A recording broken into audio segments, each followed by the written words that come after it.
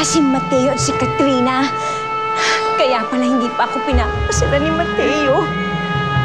May feelings pa siya kay Katrina. Feelings sila sa isa't isa.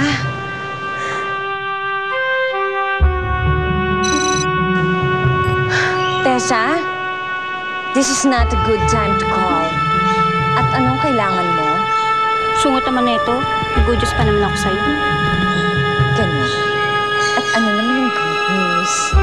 Di ba sinabi mo, gusto mo na mawala sa buhay ni Sir Mateo and si Daldelita?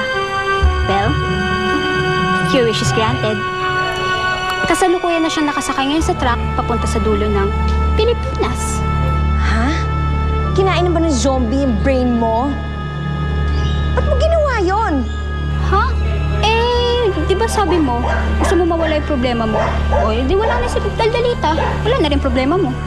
Siraan ka ba ng ulo? Di ba alam mo naman na akong kumuha sa'yo? Di pag nawala si Daldelita, ako na naman sisisi ni Mateo.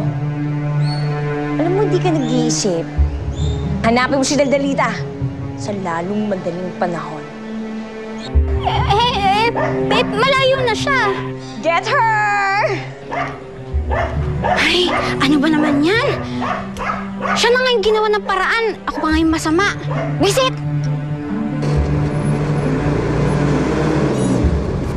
Kawawa naman yung bata. Di ako pwede malayo.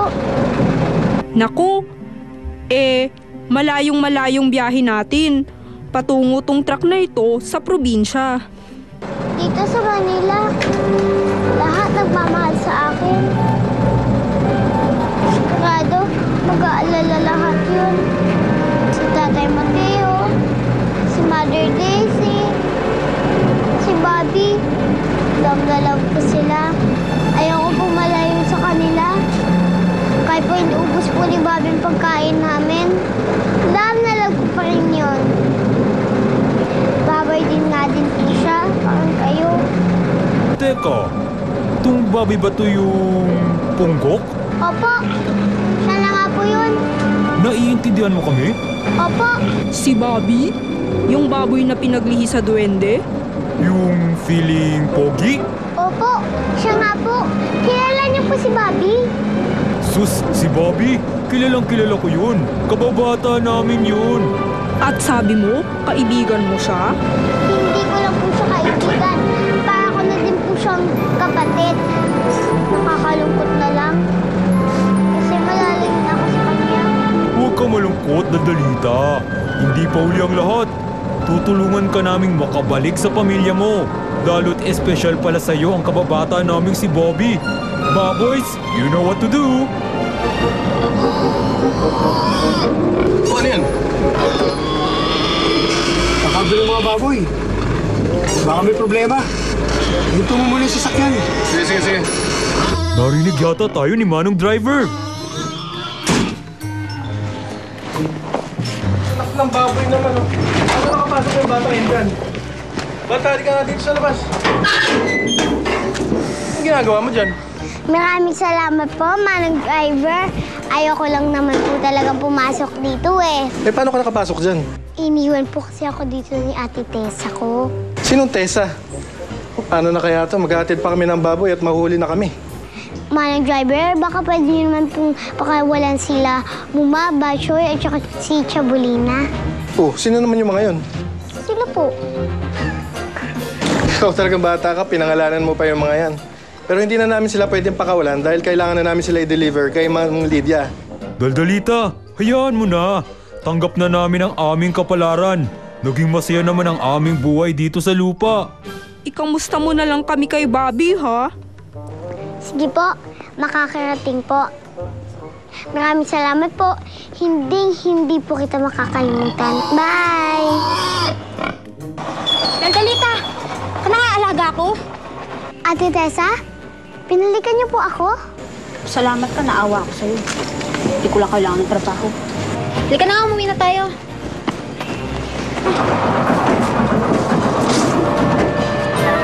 Hindi ka pwedeng manahimik, Daldelita. Hindi. Kailangan malaman ni Mateo ang ginawa sa'yo ni Tessa. Kung meron dapat mawala dito, siya yon at hindi ikaw.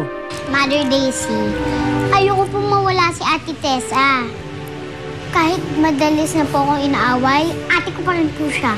Ang sabi po ni Teacher May, balang araw daw po, magkakabatidin daw po kami. Eh paano kung hindi na dumating ang araw na yon? Ilang beses ka na niyang sinusubukang iwala. Paano kung ulitin na naman niya yon? Hindi naman po siguro mangyayari yun. O tingnan po, binalikan niyo po ako. Basta naniniwala po ako na magbabago po si Ate Tessa sa akin. Ewan ko lang anak ha. Sa pagkakakilala ko sa taong yan, wala na siyang pag-asang bumait pa. Matagal pa ba kayo? Bilisan niyo na dyan. Umpisa na natin to. Heto na, tapos na. O, tara na po. Ipagdasal na po natin ang kaluluwa ng mga kaibigan ni Bobby. Bobby, condolence ha. Alam ko ang pakiramdam ng unti-unting nauubusan ng mga kamag-anak. Pero, nandito pa rin kami ni Daldalita para sa'yo. Jesus Christ, sana po, kahit patay na po sila, maging masaya pa rin po sila sa langit. Tingnan mo yung mukha niyo. Napakaamo. Bagay pa sana kaming dalawa. Tingin mo. Pwede naman eh, di ba? Pwede. Ha? Uy, Dok! Kayo lang pala. Akala ko nagsasalita na itong pagong ko. Ba, Gino, napapansin ko yata laging ang sumusulyap ka dyan kay Marga. Ano ba ang intensyon mo kay Marga? Wala. Gusto ko lang naman po makilala na mabuti si Marga. Bilang kaibigan. Yun lang po muna. Yan. Ay, papaalala ko lang sa iyo, yung batang yan ni kamag-anak ko. Ha? Yan kapatid ng yumao kong asawa. Kaya, pakakaingatan mo ang puso niyan. Ha? So, buti pa iiwan ko muna itong napakagandang Daldalita na ito sa iyo, ha? Opo. Alagaan mo muna. O anak, diyan ka muna kay Kuya Gino, ha? Sige po.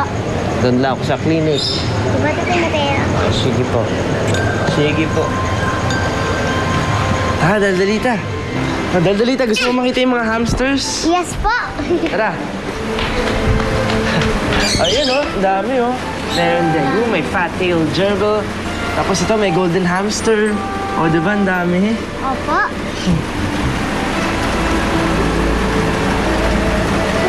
Kuya Gino, gusto niyo lang naman po maging friends si Ate Margie. Kung gusto niyo po, sabihin niyo po sa kanya, mabait naman po siya. At saka po, gusto niyo din po ba siya isali sa natin? Hindi ganun kadali yun, Daldalita eh. Kapag nalaman niyang kasama ako, hindi siya sasama sa atin. Galit kasi siya sa akin eh. Kahit anong gusto kong lapit sa kanya, hindi ko magawa. Tsaka kahit anong paliwanag ko sa kanya, hindi siya makikinig sa akin.